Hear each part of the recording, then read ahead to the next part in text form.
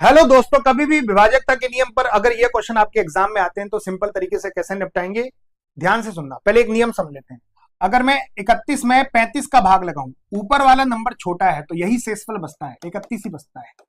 अगर मैं किसी संख्या में 34 का भाग लगाऊं और शेषफल बच रहा है हमारा 29, तो वो संख्या 29 ही होगी। ये नियम समझ में आ गया? बस जब एक संख्या को 56 से भाग देते हैं, जब एक संख्या को 56 से भाग देते हैं तो शेषफल 29 आता है, तो संख्या भी 29 हो जाएगी। शेषफल भी 29 है तो संख्या भी 29 आ जाएगी।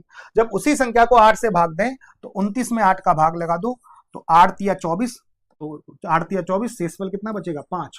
तो ये हमारा शेषफल ही संख्या बन जाएगी। तो डायरेक्ट 29 में 8 का भाग लगा दो, 29 में 8 का भाग लगा दो, 8 या 24, तो शेषफल कितना बचेगा? 5 बचेगा।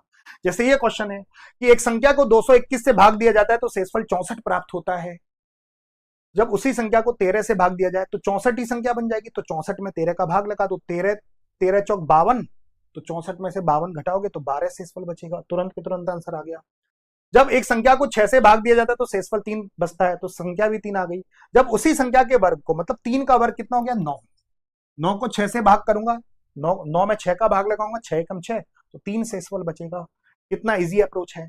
जब एक संख्या को 17 से भाग दिया जाता है तो शेषफल 13 और 11 बचता है। दो संख्या, जब दो संख्या है तो पहली संख्या 13 हो गई, दूसरी संख्या 11 हो गई। जब दो संख्याओं को 17 से विभाजित किया जाता है तो शेषफल 13 बच रहा है, इधर शेषफल 11 बच रहा है, तो इधर संख्या 13 आ गई, इधर संख्या 11 आ गई। यदि उन दोनों संख्याओं के योग को, तो 13 और 11 का योग कितना हो गया? 24। 17 से विभाजित किया जाए, 17 एकम 17, तो 7 शेषफल बचेगा, 7 शेषफल बचेगा।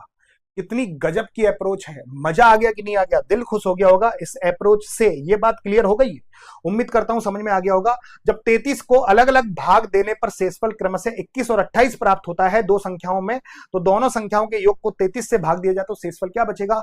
दोनों संख्याओं का योग कर लो। दोनों संख्याओं का योग कितना है बाबू? 49।